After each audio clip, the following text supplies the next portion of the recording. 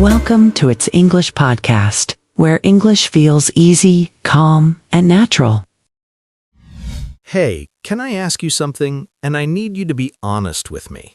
Have you ever been watching an American movie? Everything is going great. You understand almost everything. And then suddenly, someone says, "I'll put it in the boot." The boot? What boot? You look around, there are no boots, no shoes, nothing. And then 5 minutes later, someone else says, "Let's take the lift." And you're like, "The lift? The elevator? Why? Why?" Or maybe this has happened to you. You studied English for years. You worked hard, you learned grammar, you practiced speaking. And then one day, someone who is also speaking English looks at you like you said something from another planet.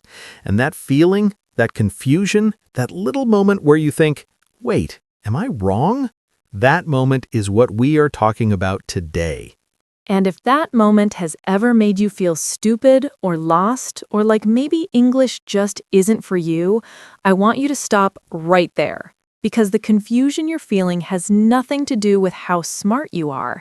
It has everything to do with the fact that English, real English, comes in more than one flavor. Welcome back to It's English Podcast. I'm Brian. And I'm Mary. And today is a big one. Today we are jumping into one of the most confusing, most debated, most Googled questions in the English learning world. American English versus British English. Which one is correct? Which one should you learn? And here's the big one, does it even matter? We're going to answer all of that. But more importantly, we're going to make sure that by the end of this episode, you feel clear, confident, and ready to keep going. So stay with us. This episode, it's going to change the way you think about English. I promise you that. Okay, so let's start with the most important idea of this whole episode. Are you ready? Here it is. American English and British English are like cousins. They come from the same family. They share the same grammar. They share most of the same words. But they grew up in different houses, in different countries. And so, over hundreds of years, they changed in different directions.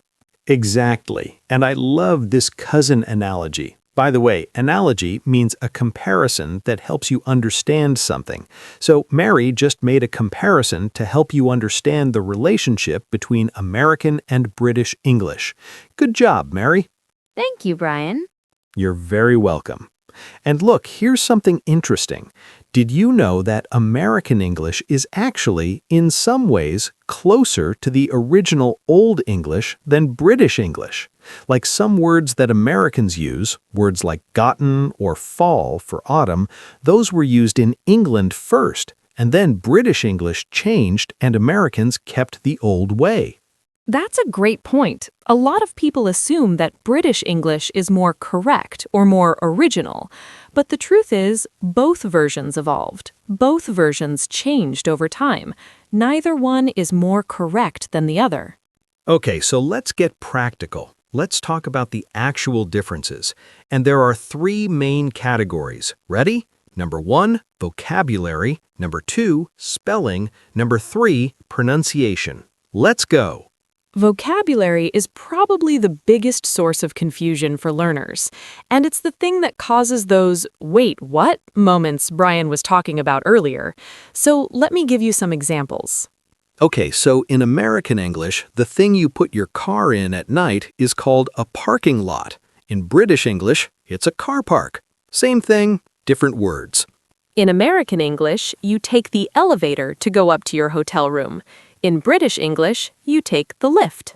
In American English, the back part of your car where you put your bags is called the trunk. In British English, the boot. And here's a classic one. In America, you say cookies. In Britain, they say biscuits. But wait, in America, a biscuit is actually a kind of bread roll. So if you go to England and ask for cookies, they might give you what you want. But if you go to America and ask for biscuits, you might get something very different. I love that one. I had a British friend visit me, my friend James, and we went to a diner for breakfast. He asked the waitress for biscuits and gravy, and she brought it, and he looked at the plate like it had grown wings. He said, "What in the world is this?" Because in England, biscuits and gravy is not a thing. He expected his tea biscuits. He got thick bread in sauce. He ate it anyway. He loved it. And that's the thing. It wasn't wrong. It wasn't bad. It was just different. And that difference, once you know it, it's actually kind of wonderful. Vocabulary, the words of a language, what things are called. Analogy, a comparison that helps explain something. Evolve, to change slowly over a long time. All right, let's talk about spelling, because this one causes real pain for learners. You study hard, you learn how to spell a word, and then someone tells you that you spelled it wrong, and you say, "No, I didn't. I looked it up." And they say, "Well, which dictionary did you look it up in?" This happens a lot, and it can feel really unfair, especially if you're studying for a test or writing something important. So here are the main spelling patterns to know. In British English, many words end in OUR, like color, honor, neighbor. In American English, those words are spelled without the U, color, honor, neighbor. Another big one, British English uses RE at the end of some words, like center, theater, fiber. American English flips those letters, center, theater, fiber. And then there's the double L situation. In British English, you write traveled, canceled, modeling with two L's. In American English, traveled, canceled, modeling, just one L. Now here's the important question. Does this mean one spelling is right and the other is wrong? Absolutely not. Both are correct. The key is be consistent. If you're writing an email to a British company, use British spelling. If you're writing to an American company, use American spelling. And if you're just writing for yourself, pick one and stick with it. Consistent, always doing something the same way, not mixing styles randomly. Now, pronunciation. This is the one that really trips people up when they're listening, because sometimes the exact same word sounds completely different depending on who is saying it. Okay, let me give you the most famous example, the word water. In American English, water. Almost like the T becomes a soft D sound. In British English, water. Very different rhythm, very different sound. Or the word schedule. American English, schedule. British English, schedule. Different first letter sound completely. And then there's the letter R. Americans love the letter R. We say it loud and strong. Car, park, teacher. All those R sounds are very clear. In many British accents, especially what we call received pronunciation, or RP, those R sounds at the end of words almost disappear. Caw, park, teacher. Which is why, by the way, when British actors do American accents in movies, the R sounds are always the thing they have to practice most, and vice versa. Right then, I'll be off to the park for a bit of water, shall I? Don't do that again. Yeah, that was bad. Pronunciation. The way a word sounds when you say it out loud. Received pronunciation. The traditional standard British accent. The one you hear in old British movies. Okay, let's pause here for a moment, because I know some of you listening right now are feeling something. You might be thinking, this is a lot. How am I supposed to know which version to use? What if I mix them? What if I say the American word to a British person? Will they judge me? I hear that, and I want to say something very directly to you right now. Ready? Here it is. You are allowed to be confused. You are allowed to not know everything. You are in the middle of learning one of the most widely spoken languages in the world, and it has two major versions, dozens of regional accents, and hundreds of years of history behind it. Being confused is not a sign that you're failing. It's a sign that you're actually paying attention. I had a student once. Her name was Sophia. She came to me really frustrated one day. She'd been studying English for 3 years, 3 years of hard work. And she told me, Mary, I was on a video call with my British colleague, and I said, I'll send you a check. And he laughed. He thought I was making a joke. I didn't understand why. Do you know why he laughed? Oh, because in British English, it's spelled CHEQUE, a check, not a check.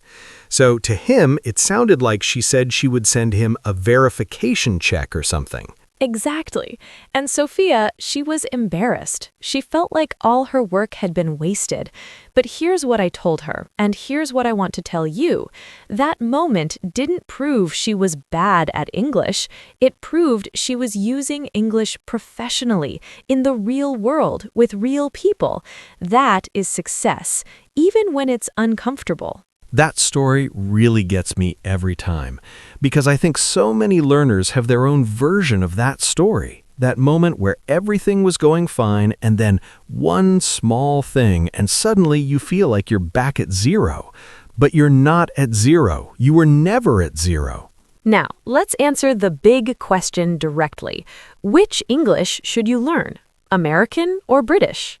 The honest answer? The best English to learn is the one that serves your life. Exactly. If you want to work in the United States, or you consume mostly American media, Netflix shows, American YouTube, American music, then American English is a natural fit. The vocabulary will feel more familiar, and the pronunciation you hear every day will match what you're practicing. If you're planning to study in the UK or work with British colleagues, or if your country's education system already teaches British English, then British English is the smart choice. And let me be honest, in many countries around the world, school systems teach British English as their standard. So if that's what you already know, don't change it. Build on it. And here is something really important, maybe the most important thing we'll say today. The world doesn't expect you to speak perfect American or British English. The world expects you to be understood. As long as you are clear, confident, and consistent, people will understand you. Native speakers mix things too, by the way. Americans living in England start saying rubbish instead of trash. British people who move to America start saying sidewalk instead of pavement. Language is living. It breathes. It moves. Language is living. I love that. Can we put that on a t-shirt? We can put it on a t-shirt. Consume. To use, watch, or read. Like, I consume a lot of English media. Consistent. Choosing one style and staying with it. Standard. The version that is considered normal or official in a place. Okay, here's a thought. What if you already know some of both?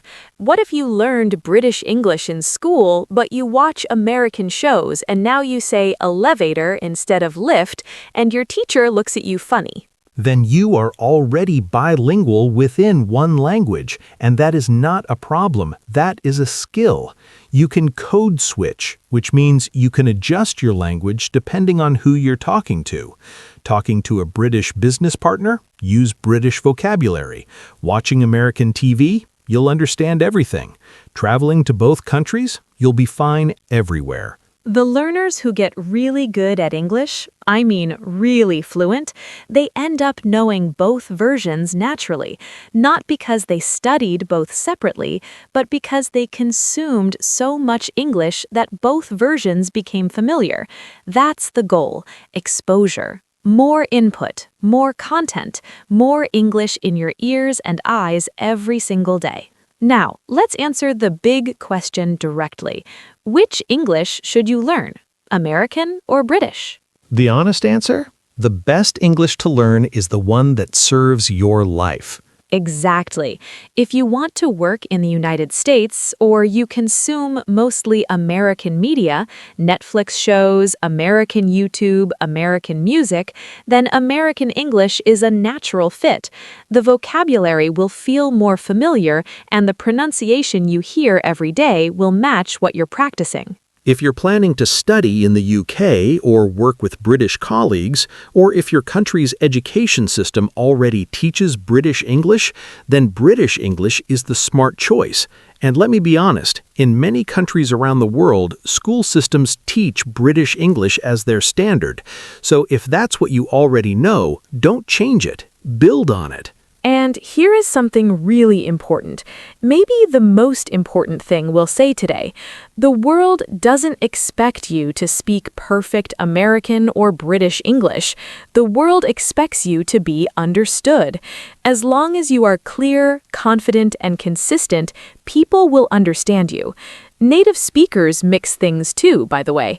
Americans living in England start saying rubbish instead of trash. British people who move to America start saying sidewalk instead of pavement. Language is living. It breathes. It moves. Language is living. I love that. Can we put that on a t-shirt? We can put it on a t-shirt. Okay, here's a thought. What if you already know some of both? What if you learned British English in school, but you watch American shows and now you say elevator instead of lift, and your teacher looks at you funny? Then you are already bilingual within one language, and that is not a problem. That is a skill.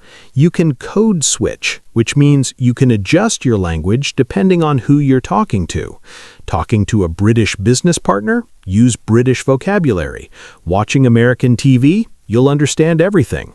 Traveling to both countries? You'll be fine everywhere. The learners who get really good at English, I mean really fluent, they end up knowing both versions naturally, not because they studied both separately, but because they consumed so much English that both versions became familiar. That's the goal: exposure. More input, more content, more English in your ears and eyes every single day. All right, we're entering the most important part of this episode. The part where we stop just talking about English and start actually improving it. Because a podcast without action steps, that's just a nice conversation, and we want to give you more than that. So we're going to give you 5 clear action steps, things you can do today, not someday, today. All right, we're entering the most important part of this episode now, the part where we stop just talking about English and start actually improving it. Because a podcast without action steps, that's just a nice conversation, and we want to give you more than that. Exactly. So we're going to give you 5 clear action steps, things you can do today, not someday, today. First, choose your version of English. Just pick one, American or British. Not forever, not a marriage, just for the next 3 months. Write it somewhere you will see it, at the top of your notebook, in your phone, wherever you study. I am learning American English, or I am learning British English. Having one clear direction removes a huge amount of confusion. Your brain relaxes. Your learning becomes faster. Second, make your own vocabulary list, not someone else's, yours. Take a piece of paper or open your Notes app and make 2 columns. One says American, one says British. Every time you notice a difference, add it. Elevator on the American side, lift on the British side. This list will become one of the most useful tools you have, and when you write it yourself, you remember it much better. Third, watch one show every week in your chosen version. Not a movie, a show. Shows matter because you hear the same voices, the same vocabulary, and the same rhythm again and again. If you're learning American English, try shows like Friends, The Office, or Stranger Things. If you're learning British English, try The Crown, Downton Abbey, or Fleabag. And use subtitles in English, not in your own language. This trains listening and reading together. Fourth, notice but don't panic. The next time you hear a word you don't recognize or see a spelling you weren't taught, don't stop the video. Don't close the book. Take a breath. Say to yourself, this might be the other version of English. Look it up later, add it to your list, and move on. This one habit alone removes so much stress from learning. And fifth, speak it out loud. Pick 3 vocabulary pairs from today's episode, American and British versions. I'm going to the parking lot. I'm going to the car park. Say them 5 times each, in a sentence if you can. Your mouth needs practice just as much as your brain does. And I want to add one more thing. This isn't an action step, it's a mindset shift. Be proud of how far you've already come. You're listening to an English podcast. You understand the difference between 2 versions of a language that isn't even your first. That is extraordinary. Don't rush past that. Let yourself feel proud. All right, now it's time to review today's key words and phrases. Say them with us, out loud, right now. We'll say what they mean and how they're used. Parking lot and car park. Same idea, different versions. Both mean the place where you park your car. American English says parking lot, British English says car park. Elevator and lift. The box that goes up and down in a building. Elevator is American, lift is British. Trunk and boot. The storage space at the back of a car. Trunk in American English, boot in British English. Cookie and biscuit. Both are sweet baked snacks. Cookie is American, biscuit is British. Color and color. Same word, different spelling. Center and center. Again, same meaning, just a spelling difference. Traveled and traveled. American English uses 1 L, British English uses 2. Code switch. That means changing your language style depending on who you're talking to. Exposure.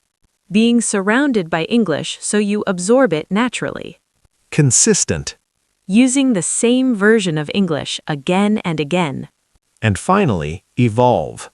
To change and develop over time. Beautiful. Read those again tonight. Say them once more before you sleep. That's how language sticks. Repetition, emotion, real examples. Before we let you go, I want you to hear this. English is not a test you pass once. It's a journey. And on journeys, sometimes the road signs change. American English, British English, different signs, same road. Same destination. And that destination is communication, connection, being understood and understanding others. And you are getting there, even on the days it doesn't feel like it. So today, pick your version, make your list, watch your show, speak out loud. And if this episode helped you, share it with someone who needs it.